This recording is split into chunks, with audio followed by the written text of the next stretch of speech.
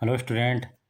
आज हम assistant account and auditor UP triple S C की जो वैकेंसी है उसके बारे में हम चर्चा करेंगे, और जिसमें कॉमर्स के जितने भी टॉपिक पूछे जाते हैं उसके बारे में हम डिटेल से एक एक चैप्टर को चर्चा करेंगे और उसके एमसीक्यू क्वेश्चन बाद में हम लगाएंगे। तो सबसे पहला जो चैप्टर पढ़ेंगे हम लेखांकन के आधारभूत सिद्धांत के बारे में चर्चा करेंगे कि लेखांकन के आधारभूत सिद्धांत कौन कौन से होते हैं, इस कॉमर्स की शुरुआत कब से मानी जाती है, इसके बारे में चर्चा करेंगे। तो पहला हमारा रहेगा लेखांकन का आधारभूत सिद्धांत, यानी कि लेखांकन का इतिहास कैसे स्टार्ट हुआ।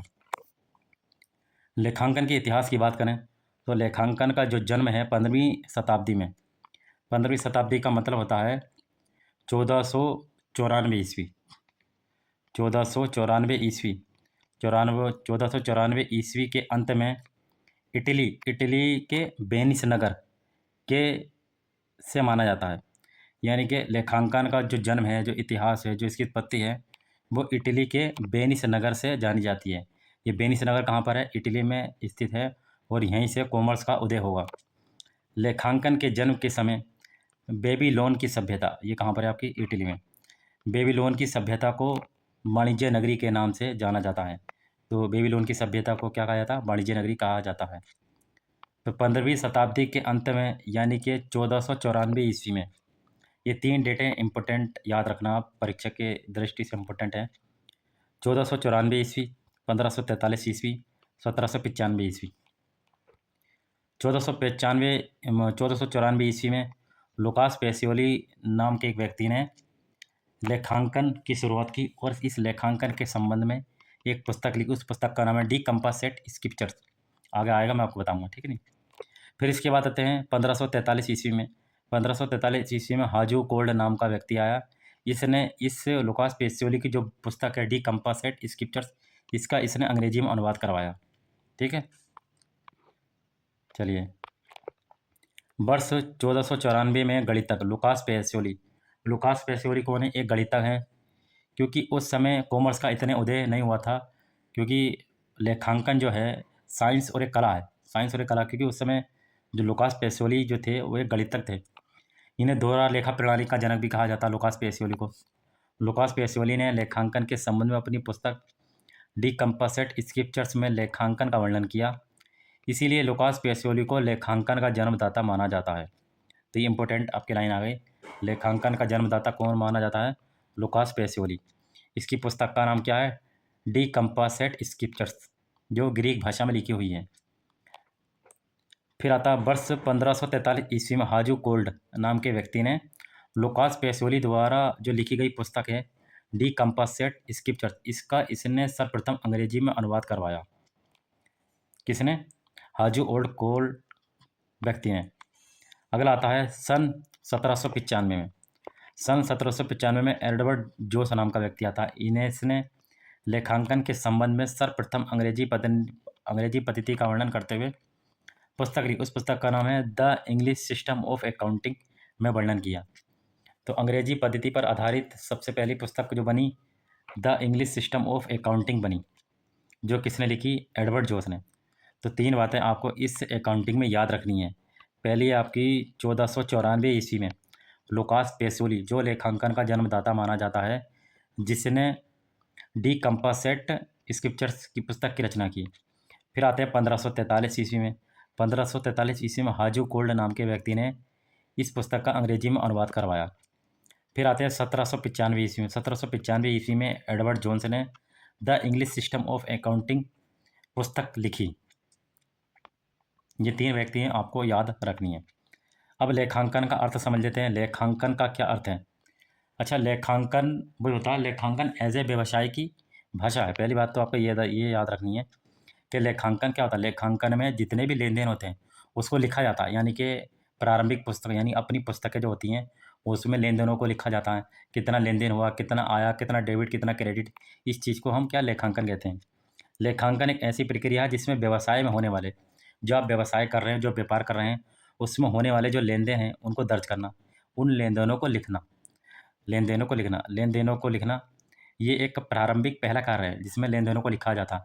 इसमें मौद्रिक लेन देन भी होता है, यानी कि नकद के रूप में भी लिखा जाता है और उधार के रूप में भी लिखा जाता है। फिर लेन देनों को लिखने के बाद उनका वर्गीकरण करेंगे, ठीक है नहीं। वर्गीकरण करेंगे यानी कि उनके अलग अलग प्रकार से क्या बनाएंगे, खाते बनाएंगे, अलग अलग प्रकार से खाते बनाएंगे, जिसको हम क्या बोलते हैं, लेजर बोलते हैं। ये आगे आएगा, आपको पूरा चार्ट में समझाएंगे। तो पहले लेन देनों को लिखा जाएगा, लेन देनों को लिखने के बाद उनका वर्गीकरण करेंगे यानी कि अलग अलग प्रकार से उनके खाते बनाएंगे, लेजर बनाएंगे, तथा उनका सारांश ज्ञात करेंगे। सारांश यानी कि उनका विश्लेषण करेंगे, एनालिसिस करेंगे, एनालिसिस करके उसको जो आपका तलपट है, ट्रायल बैलेंस है, यानी कि खातों की गणितीय शुद्धता की जांच करेंगे, खातों की सूची बनाएंगे, इस तरीके से सारांश उसका ज्ञात करेंगे। तो पहले लेन देनों को लिखेंगे, फिर उनका वर्गीकरण करेंगे, फिर उसका विश्लेषण करेंगे, सारांश ज्ञात करेंगे, फिर अंतिम परिणाम ज्ञात करेंगे यानी कि फाइनल अकाउंट बनाया जाएगा। जैसे इसमें व्यापार खाता, ट्रेडिंग अकाउंट और profit and loss account, balance sheet account, इस तरीके की चीज़ें इसमें बनाई जाएंगी। अंतिम परिणाम ज्ञात करना, ऐसी प्रक्रिया को हम क्या कहते हैं, लेखांकन कहते हैं, ठीक है नहीं, अकाउंट्स कहते हैं। इतनी बात आपको समझ आ गई, चलिए ठीक है। अगला लेखांकन की प्रक्रिया यानी कि लेखांकन प्रोसेस क्या होता। सबसे पहले हम क्या करते हैं, सबसे पहले हम लेन देनों की पहचान करते हैं, यानी कि लेन देन और व्यवहारों की हम पहचान करते हैं। लेन देन और व्यवहारों की पहचान हम कैसे करते हैं, एक मौद्रिक रूप में करते हैं। लेन देन यानी व्यवहारों की पहचान, मौद्रिक लेन देन जिनको मुद्रा के अंतर्गत कन्वर्ट किया जा सकता है, जैसे नगद। मौद्रिक लेन देन का मतलब है जैसे कोई चीज़ हमने खरीदी नगद कैश के रूप में, तो वो हो गया मौद्रिक लेन देन। गैर मौद्रिक लेन देन का मतलब होता है लेन देन तो किया लेकिन उधार के रूप में किया, नगद ना होकर के उधार के रूप में किया। जैसे गैर मौद्रिक लेन देन जो मुद्रा में ना होकर के किसी अन्य रूप में किया जाता है, जैसे कि उधार। तो बेसिकली जो है पहले लेन देनों की पहचान की जाती है, यानी कि उसमें लेन देनों की पहचान करके मौद्रिक लेन देन नगद रूप में होता है, और जो आपका गैर मौद्रिक लेन देन है वो उधार के रूप में होता है। इस तरीके का ये आपका पहला कार्य होता है, ठीक है। चलिए आगे। अब लेन देन जो होती है दो पक्षकारों के बीच में होगी, ठीक है नहीं, एक देने वाला और एक लेने वाला, ठीक है नहीं। अब जो देने वाला है, देने वाले का जो मतलब होता है, देने वाले को हम क्या करेंगे, क्रेडिट करेंगे, ठीक है ना, जिसके पास से कोई चीज़ जा रही है। जो पाने वाले को हम क्या करेंगे, डेबिट करेंगे, यानी कि वो चीज़ हमारे पास आ रही है। यानी कि जो लेने वाला है उसको डेबिट करो, जो देने वाला उसको क्रेडिट करो, और जो लेने वाला उसको डेबिट करो, ठीक। आई होप आपको समझ में आया होगा। आपको एंट्री होंगे आगे होंगी तो उसको मैं आपको डिटेल से समझा दूंगा कि डेबिट और क्रेडिट कहाँ कहाँ यूज़ होता है। जैसे डेबिट और क्रेडिट इस तरीके से समझ लो, जैसे मैं आपको बताऊं, जैसे आराम से, ठीक है, आराम से 5,000 का गुड्स खरीदा, गुड्स यानी कि माल खरीदा, ठीक है नहीं, माल खरीदा। तो हमने क्या खरीदा, गुड्स खरीदा, तो ये क्या कौन हो गया, लेने वाला। तो इस तरीके से इसकी एंट्री करेंगे, बाई गुड्स, ठीक है नहीं, बाई गुड्स अकाउंट डेबिट। और टू जिसके पास से जा रहा, किसके पास से जा रहा, राम के पास से। तो जब हम लेन देनों को दर्ज करते हैं, पुस्तकों में लिखते हैं, तो राम का अकाउंट नहीं लिखेंगे, यानी कि उसका नाम नहीं आएगा, तो उसकी जगह हम कैपिटल का यूज़ करते हैं, ठीक है नहीं, कैपिटल अकाउंट क्रेडिट, इस तरीके से एंट्री होगी। आगे मैं आपको समझाऊंगा। तो ये हमारा ये चार्ट है, इस चार्ट के माध्यम से हम देखते हैं। सबसे पहले लेन देन किया जाता है। इस लेन देन में पहले मौद्रिक लेन देन होते हैं जो नगद रूप में होते हैं, फिर जो गैर मौद्रिक लेन देन होते हैं ये उधार के रूप में होता है। पहले लेन देनों की पहचान हो गई, लेन देन करने के बाद फिर उसका अभिलेखन किया जाता। अभिलेखन का मतलब होता है उसको लिखना, दर्ज करना। ये कहाँ पर होता है, जर्नल में होता है, जर्नल में। जर्नल को हम रोज नामचा भी कहते हैं, क्या बोलते हैं इसको, रोज नामचा, रोज नामचा भी कहते हैं इसको, रोज नामचा। तो पहला काम जर्नल में होता है, रोज नामचा, यानी कि यदि खाते यदि व्यापार छोटा हो, यदि छोटा है तो वो हम लिखा पढ़ी जो लेन देन है वो जर्नल में कर लेंगे, ठीक है नहीं। यदि व्यापार बड़ा होगा तो उसके लिए हम उसमें लेन देन करेंगे, जो सब्सिडरी बुक होती हैं, सहायक बही होती हैं, उसमें इसका लेन देन करेंगे। तो जर्नल जो है एज ए प्रारंभिक पुस्तक है। प्रारंभिक पुस्तक क्यों है, क्योंकि सबसे पहले इसी में लेन देन किया जाता है। फिर लेन देन करने के बाद फिर उनका वर्गीकरण करेंगे, वर्गीकरण करें यानी कि खातों को अलग अलग प्रकार से बताएंगे, यानी खातों को अलग अलग प्रकार से लेंगे, जैसे राम का अलग है, श्याम का अलग है, मोहन का अलग है। तो ये सब हम कहाँ पर करते हैं, लेजर में करते हैं। लेजर को हम क्या बोलेंगे, सहायक भाई, ठीक है नहीं, सहायक भाई, यानी कि सब्सिडरी बुक बोलते हैं, ठीक है। तो जनरल के बाद क्या बनेगा, आपका लेजर बनेगा, ठीक है नहीं, लेजर बनेगा जो खातों को अलग अलग प्रकार से लिखा जाएगा। तो ये ऐसे प्रधान प्रधान पुस्तक होती है जिसको हम क्या बोलते हैं, खतौनी बोलते हैं, ठीक है नहीं। ये जो पूरी प्रक्रिया है, ये जो आपने पूरी प्रक्रिया को मैंने आपको बताया, सबसे पहले लेन देन किया जाएगा, फिर उनको लिखा जाएगा, फिर उनका वर्गीकरण किया जाएगा। तो यहाँ से यहाँ तक का जो पार्ट है आपको उसको बोलते हैं पुस्तपालन, यानी कि बुक कीपिंग बोलते हैं। क्या बोलते हैं हम इसको? Book keeping. बुक कीपिंग बोलते हैं इसको, बुक कीपिंग। ठीक है, बुक कीपिंग का मतलब होता है पुस्तक पालन। पुस्तक पालन बोलते हैं इसको, ठीक है नहीं, पुस्तक पालन। और ये एज ए क्या व्यवहारिक भाग है, ये एक संकीर्ण विचारधारा यानी कि छोटी। उसके बाद में फिर विस्तृत विचारधारा आएगी। ये एज ए व्यवहारिक भाषा है। चलिए आगे हम देखते हैं।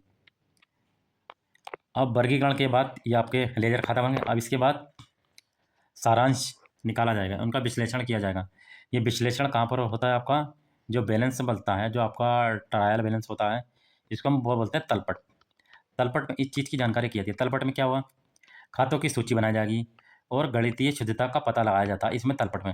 तो तलपट में दो काम हो गए, एक तो खातों की सूची बनाई जाएगी और गणितीय शुद्धता का पता लगाया जाएगा तलपट में। फिर इसके बाद अंतिम परिणाम, फिर इसके बाद परिणाम ज्ञात होता है, जिसको हम फाइनल अकाउंट बोलते हैं। ये फाइनल अकाउंट 3 तरीके से बनते हैं: ट्रेडिंग अकाउंट यानी कि व्यापारिक खाता, प्रॉफिट एंड लॉस अकाउंट और बैलेंस शीट यानी कि स्थिति विवरण। तो यहाँ से यहाँ तक की जो प्रोसेस है उसको हम बोलते हैं अकाउंटिंग बोलते हैं। ये एज ए क्या सैद्धांतिक हमारा भाग है, इसको हम बोलते हैं सैद्धांतिक भाग। तो पहले हमने देखा, पहले जो था हमारा पुस्तपालन था, फिर अकाउंटिंग भाग हो गया, ठीक है नहीं, ये दो पार्ट आपको याद हो गए। अगर हम इस तरीके से मैं आपको बताऊँ, जैसे अकाउंट्स के बारे में यदि थोड़ी बहुत जानकारी लेनी है, तो सबसे पहले कौन सा आता? बुक कीपिंग आता। बुक कीपिंग जो है लेखांकन का एक क्या व्यवहारिक भाग है। ये लेखांकन जो हमने पीछे पढ़ा है, लेखांकन, लेखांकन का एक व्यवहारिक भाग है, जिसमें आपके जर्नल भी आते हैं, यानी सब्सिडरी बुक यानी सहायक बही भी आते हैं, और लेजर भी आती है, जिसमें खातों को अलग अलग प्रकार से लिखा जाता है। और जर्नल क्या एज ए प्रारंभिक पुस्तक है, जिसमें लेन देनों को दर्ज किया जाता है। ये सारा का सारा काम कहाँ पर होता है? एज ए पुस्तक पालन में होता है, बुक कीपिंग में होता है। इसके बाद जो है अकाउंटिंग की जाती है। अकाउंटिंग ये कहाँ पर होता है आपका? ये आपका कहाँ पर होता है? तलपट में होता है। तलपट को बोलते हैं ट्रायल बैलेंस। ये आपका तलपट में होता है। तलपट में खातों की सूची बनाई जाती है और गणितीय शुद्धता का पता लगाया जाता है और फाइनल अकाउंट इसमें बनता है। ये आपका अकाउंटिंग में ये क्रिया होती है, इसको बोलते हैं लेखांकन का ये सैद्धांतिक भाग है। इसके बाद फिर हम करेंगे ऑडिटिंग करेंगे। ऑडिटिंग का मतलब होता है खातों की निष्पक्षता से जांच करेंगे, क्या ये खाता सही है या गलत है, यानी कि उसकी तुलना करेंगे, विवेचनात्मक करेंगे, विवरणात्मक करेंगे। ये आपको ऑडिटिंग कहलाता है। ये 3 पार्ट हो गए। बुक कीपिंग लेखांकन का व्यवहारिक भाग है। अकाउंटिंग आपका सैद्धांतिक भाग है। ऑडिटिंग की वजह विवरणात्मक, विवेचनात्मक और तुलनात्मक भाग है। ये 3 पार्ट आपको याद रखने हैं। ये चार्ट के थ्रू से आपको बता दिया। तो बुक कीपिंग में जनरल और सब्सिडरी बुक आते हैं, लेजर आती है। अकाउंटिंग में आपका तलपट और फाइनल अकाउंट आएगा। ऑडिटिंग में खातों की निष्पक्षता से जांच की जाएगी, उसके बाद फिर आपका अकाउंट बन जाएगा, ठीक है। अब इसके बाद हम देखते हैं लेखांकन की परिभाषा, क्योंकि लेखांकन में 1-2 परिभाषा पूछ लेते हैं। तो 2 परिभाषा के बारे में हम चर्चा कर लेते हैं। 2 परिभाषा इसकी कौन कौन सी हैं? लेखांकन की जो परिभाषा है, सबसे पहले 1941 में 1941 में जो परिभाषा दी है, पहले इसकी शॉर्ट फॉर्म है ये AICP है। AICP का मतलब होता है American institute of certified public accounts, ठीक है नहीं, American institute of certified public account. यदि फुल फॉर्म पूछ ले तो फुल फॉर्म हम लिख देंगे। कब? 1941 में। 1941 में American institute of certified public accounts में ये परिभाषा दी कि ये लेखांकन की जो परिभाषा इस प्रकार दी है, इसमें लेखांकन का संबंध उन लेन देनों एवं घटनाओं से जो पूर्ण रूप से या आंशिक रूप से वित्तीय प्रकृति के होते हैं। वित्तीय प्रकृति के यानी कि लेखांकन के पक्ष में जो होता है, वर्ष के एक साल में एक पक्ष जिम्मेदार होता है मुद्रा के रूप में प्रभावशाली ढंग से उसे लिखने, उसका वर्गीकरण करने, संक्षेप में उसको व्यक्त करने एवं परिणामों की विश्लेषणात्मक व्याख्या करने की एक कला है। तो लेखांकन को कला और विज्ञान दोनों कहा जाता है। तो ये पहली परिभाषा होगी। एक परिभाषा और देखते हैं। अगली परिभाषा आ गई हमारी, आर्थिक विकास के परिणाम स्वरूप लेखांकन की भूमिका एवं क्षेत्र का भी विस्तार हुआ है। वर्ष 1966 में दूसरी परिभाषा आ गई, AAA American accounting association. American accounting association दूसरी परिभाषा हो गई। इसमें क्या है? लेखांकन को इस प्रकार परिभाषित किया जाता है कि लेखांकन आर्थिक सूचनाओं को पहचानने, यानी कि जो आर्थिक स्थिति है लेखांकन की, उसकी सूचनाओं को पहचाना जाता है, उसको मापना और संप्रेषित करने की एक ऐसी प्रक्रिया जिसके आधार पर सूचनाओं के उपयोगकर्ता तर्कयुक्त निर्णय लेने में सक्षम होते हैं। उपयोगकर्ता 2 प्रकार के होते हैं, एक बाहरी उपयोगकर्ता और एक आंतरिक उपयोगकर्ता, ठीक है नहीं, एक बाहरी उपयोगकर्ता और एक आंतरिक उपयोगकर्ता। आंतरिक उपयोगकर्ता हम उसको बोलेंगे जो आपके स्वामी होते हैं, प्रबंधक होते हैं, कर्मचारी होते हैं, और जो कंपनी बनाने वाला जो प्रथम अधिकारी होता है उसको हम बोलते हैं प्रवर्तक, ठीक है। आंतरिक उपयोगकर्ता, बाहरी उपयोगकर्ता की यदि हम बात करें, ये अंशधारी होते हैं, सरकार आती है इसमें, समाज आते हैं, लेनदार आते हैं, देनदार आते हैं, निस्तारक आते हैं, यानी कंपनी को समाप्त करने वाला ये बाहरी उपयोगकर्ता होते हैं, ये लेखांकन के उपयोगकर्ता हैं। दो परिभाषा हो गई, ठीक है। ये इस तरीके से चार्ट हम देख सकते हैं। जैसे लेखांकन में सबसे पहले क्या होता है, लेखांकन सूचना को संप्रेषण किया जाता है, इसका निर्णय होता है, यानी आंतरिक उपयोगकर्ता, बाहरी उपयोगकर्ता। ये लेखांकन निर्णयकर्ताओं को आर्थिक क्रियाओं एवं उनके परिणामों निर्णयों से जोड़ा जाता है, निर्णय इसमें निकाले जाते हैं, ठीक है। अब लेखांकन की विशेषताओं के बारे में पढ़ लेते हैं, लेखांकन की क्या क्या विशेषताएं हैं। लेखांकन की गुणात्मक विशेषताएं। लेखांकन क्या है, वैसे हम जो लेखांकन की यदि हम बात करें, लेखांकन एज ए व्यवसाय की क्या है, भाषा है, ठीक है। लेखांकन व्यवसाय की क्या है, भाषा है। व्यवसाय की भाषा क्या है, क्योंकि प्रारंभिक लेखा पुस्तकें बोलती हैं, प्रारंभिक लेखा यानी कि एक ऐसे मान लो कि आप दिन में 10 घंटे पढ़ते हो, 12 घंटे पढ़ते हो, डजन मैटर, यदि आपका जो रिजल्ट आएगा वही आपको बताएगा कि आप कितना पढ़ते हैं, ठीक है नहीं। आप चाहे 20 घंटे पढ़ते हो, जब आपका रिजल्ट आएगा उस रिजल्ट का आप पता चल जाएगा कि आपने वास्तव में पढ़ा है, नहीं पढ़ा है, मस्ती करिए नहीं करिए। तो लेखांकन एज ए व्यवसाय की बात है, यानी कि लेखांकन की जो पुस्तकें वो बोलती हैं, यानी कि जो रिजल्ट है वो बताते हैं, जो रिजल्ट हैं वो बताते हैं कि वास्तव में किस व्यक्ति ने कितना पढ़ा है, नहीं पढ़ा है, ठीक है नहीं। तो लेखांकन सूचना को आंशिक उपयोगी बनाने के लिए इसमें निम्न गुणात्मक विशेषताओं का होना आवश्यक है। पहले, लेखांकन विश्वसनीय होना चाहिए, यानी कि विश्वास होना चाहिए लेखांकन में, ठीक है नहीं। फिर प्रासंगिकता यानी कि रिलेवेंस होना चाहिए। हम बात कर रहे हैं अकाउंट्स की, तो अकाउंट्स की ही बात करनी चाहिए, यानी कि उसमें मैथ का टॉपिक आ जाए, ठीक है नहीं। तो रिलेवेंट होना चाहिए, यानी कि डाटा जो है रिलेवेंट होना चाहिए। अकाउंट्स की बातें हो रही हैं तो अकाउंट्स के बारे में चर्चा की जाएगी। सुबोधता, बोधगम्यता, यानी कि इंटेलिजिबिलिटी होनी चाहिए। इसका मतलब ये था कि चीज़ें जो है हर किसी के समझ में आनी चाहिए, इस तरीके से उसको डिफाइन करना चाहिए। जितना भी मैटर है, जितनी भी चीज़ें हैं, हर किसी के समझ में आनी चाहिए, यानी कि बोधगम्यता। तुलना, आपस में तुलना करना, कंपेरेबिलिटी, ठीक है नहीं। ये लेखांकन की गुणात्मक विशेषताएं हो गई। अब लेखांकन के उद्देश्यों के बारे में हम चर्चा कर लें। लेखांकन के उद्देश्य क्या क्या हैं। लेखांकन के उद्देश्यों की बात करें तो इसमें पहले है व्यवसाय के क्रियाकलापों का अभिलेखन करना। व्यवसाय की क्रियाकलाप अभिलेखन, अभिलेखन का मतलब होता है लिखना, ठीक है नहीं। लिखना, किसे लिखना, जो आपके लेन देन होते हैं, प्रारंभिक जो पहला जो काम होता है, पहले लेन देनों की पहचान की जाती है, उन लेन देनों को लिखना। ये लेन देन दो प्रकार से होते हैं, एक मौद्रिक रूप में भी हो सकते हैं जिसमें नकद की बात की जाती है, एक गैर मौद्रिक रूप में होते हैं जिसमें उधार की बात की जाती है, ठीक है नहीं। फिर उसके बाद बता लाभ हानि की गणना करना, ठीक। एक एक समय के अनुसार व्यापार के लिए लाभ हानि की गणना की जाती है इसमें लास्ट में, ठीक है नहीं।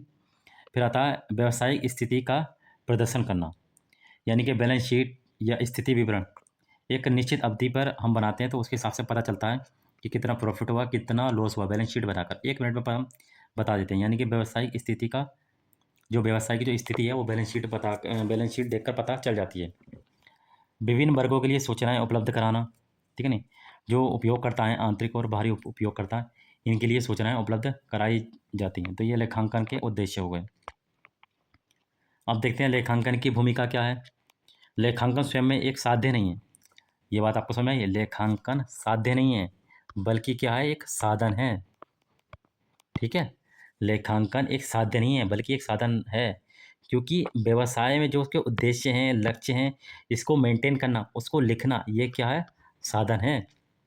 व्यवसाय लेखांकन स्वयं एक साध्य नहीं है बल्कि एक साधन है, क्योंकि इसमें व्यवसाय के उद्देश्य हो गए, लक्ष्य हो गए, मिशन हो गया, उसको मेंटेन करना, उसको लिखना, ये आपका क्या है, एक साधन है, ठीक है नहीं। आई बात समझ में आई आपके, चलिए ठीक है।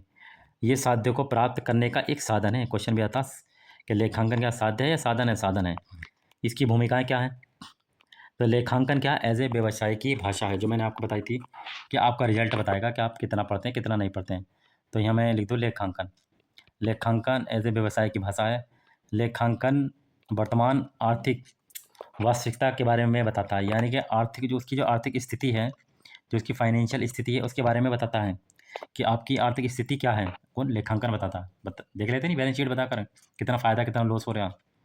उपयोगकर्ताओं को सेवा प्रदान करना, ठीक है, यानी कि सूचना उपलब्ध कराकर सेवाएं देना, सूचना इकट्ठा कराकर हम सेवाएं देते हैं। फिर ऐतिहासिक अभिलेखन, यानी कि जितना भी शुरू से लेकर आखिर तक जितना भी कार्य किया जाता है ऐतिहासिक अभिलेखन में, उसको दर्ज किया जाता है, सूचना तंत्र। तो ये आपके लेखांकन भूमिका हो गई। अब हम देखते हैं लेखांकन के स्रोत कौन कौन से हैं। लेखांकन एक सूचना के स्रोत में, लेखांकन एक ऐसी प्रक्रिया जो लेन देनों की पहचान से शुरू होकर वित्तीय विवरण तैयार करने तक जाती है। तो वही हमने पीछे पढ़ा था, लेखांकन पहले लेन-देन से स्टार्ट करती है और वित्तीय विवरण यानी कि बैलेंस शीट तक कहानी उसकी पहुँच जाती है। ये एक लेखांकन है। इस प्रक्रिया के हर चरण में उपयोगी जानकारी उत्पन्न होती है। यह जानकारी केवल दर्ज करने तक सीमित नहीं रहती, बल्कि विभिन्न उपयोगकर्ताओं, जो आंतरिक उपयोगकर्ता और बाहरी उपयोगकर्ता तक पहुँचाई जाती है, ताकि वे सही निर्णय ले सकें। ये तो आप इसमें कुछ समझाने का नहीं है, ये आप बस लेखांकन की सूचनाएं मुख्य रूप से इन उद्देश्यों के लिए काम में आती हैं, जिससे आर्थिक निर्णय लेने में सहायता करता है। जो आर्थिक स्थिति होती है, फाइनेंशियल स्थिति होती है, उसके निर्णय लेने में सहायता करता है। कितना लॉस हुआ, कितना फ़ायदा हुआ, लॉस हो रहा था, क्यों हो रहा है, इस तरीके से हम इसकी स्थिति को हम डिफाइन कर सकते हैं। अगर लॉस हुआ किस वजह से हुआ, तो हम उसको मैनेज कर सकते हैं। वित्तीय विवरण बैलेंस शीट के आधार पर उपयोगकर्ताओं की ज़रूरतें हम पूरी कर सकते हैं। संभावित नकदी प्रवाह का आकलन करना, संसाधनों के प्रभावी उपयोग और प्रबंधन की क्षमता की जांच करना, मैनेजमेंट की जांच करना, विश्लेषण पूर्वानुमान और मूल्यांकन के लिए तथ्य एवं व्याख्यात्मक जानकारी देना। यानी कि जो आपकी विश्लेषणात्मक है, उससे पहले उसको लिखना, उसको बताना, उससे पहले उसकी जानकारी देना। समाज को प्रभावित करने वाले कार्यों से संबंधित जानकारी उपलब्ध कराना। ये हमारे लेखांकन के स्रोत हो गए। अब लेखांकन के लाभ के बारे में चर्चा करते हैं। लाभ कौन कौन से हैं? व्यवस्थित रिकॉर्ड रखेंगे हम। लाभानी खाते का निर्धारण किया जाएगा। बैलेंस शीट वित्तीय स्थिति का ज्ञान यानी कि बैलेंस शीट। गलती व धोखाधड़ी से बचाव, निर्णय लेने में सहायता होगी, पूंजी जुटाने में सहायक। लेखांकन की सीमाएं देख लेते हैं। ऐतिहासिक लागत पर आधारित है, यानी कि शुरू से लेकर आखिर तक जो भी काम होता है। गुणात्मक पक्षों की अनदेखी इसमें की जाती है। हेर फेर की संभावना रहती है। अनुमानों पर आधारित है। मुद्रास्फीति का ध्यान नहीं। छोटे व्यवसायों के लिए महंगा है ये लेखांकन की सीमाएं। फिर हम देख लेते हैं बुक कीपिंग, पुस्तक पालन, जो हमने पढ़ा था। तो बुक कीपिंग क्या एज ए व्यवहारिक भाग है। व्यवसाय में विभिन्न प्रकार के लेन देनों एवं खातों की प्रक्रिया को बुक कीपिंग कहा जाता है, यानी कि पुस्तक पालन कहा जाता है, जिसमें जर्नल में पुस्तकों को लिखा जाता है, सहायक बही बनाई जाती है। बुक कीपिंग लेखांकन का एक भाग होता है। बुक कीपिंग में जर्नल आती है, सब्सिडरी बुक आती है, ठीक है। सहायक बही लेजर को शामिल किया जाता है। इस लेजर में जो खाते बनाए जाते हैं। अब ये तीन चीज़ें हम देख लेते हैं। अकाउंट्स, अकाउंटिंग, अकाउंटेंसी, ठीक है नहीं। अकाउंट से क्या होता है, इसमें लेन देनों को दर्ज किया जाता है। लेन देनों को दर्ज करने का स्थान है, यानी कि जिस पुस्तक में लिखा जाता है अकाउंट्स, उसको बोलते हैं। जिस पुस्तक में लिखा जाता है उसको अकाउंट्स बोलते हैं। अकाउंटिंग किसे बोलते हैं? लेखांकन, यानी कि लेन देनों को दर्ज करने की प्रक्रिया। किस राशि को क्रेडिट करना है, किस राशि को डेबिट करना है, उस चीज़ की जानकारी इसमें होती है, अकाउंटिंग बोलते हैं। अगला है अकाउंटेंसी, यानी कि लेखा शास्त्र। इसमें लेन देनों को दर्ज करने के सिद्धांतों का ग्रंथ है। जैसे हम कहते हैं ना, हम जैसे किसी स्टोर पर जाके कहते हैं अकाउंट्स की बुक देना, बेसिकली अकाउंट्स की बुक नहीं होती है। हाँ, उसी बोलना चाहिए अकाउंटेंसी की बुक देना। किसकी बुक देना? अकाउंट्स टेंसी की बुक्स देना, यानी कि लेखा शास्त्र की बुक देना, ठीक है नहीं, जिसमें सब चीज़ों का मेंटेन किया जाता है। तो आई होप आपको ये समझ में आया होगा, जिसमें हम लेखांकन के आधारभूत सिद्धांत के बारे में चर्चा कर रहे हैं। अब हम नेक्स्ट वीडियो में पढ़ेंगे, जिसमें हम लेखांकन के आधार के बारे में, जो उसकी अवधारणा है उसके बारे में चर्चा करेंगे। लेखा मानक के बारे में चर्चा करेंगे। जब भी आपका चैप्टर पूरा हो जाएगा, फिर हम एमसीक्यू क्वेश्चन पूरा करेंगे। इस तरीके से हम पूरा सिलेबस को कंप्लीट करेंगे। ये जो टॉपिक है UP triple S C assistant account auditor के लिए ये क्लास चलाई जा रही है। UP triple S C auditor के लिए क्लास चल रही है, ठीक है। चलिए, थैंक्स।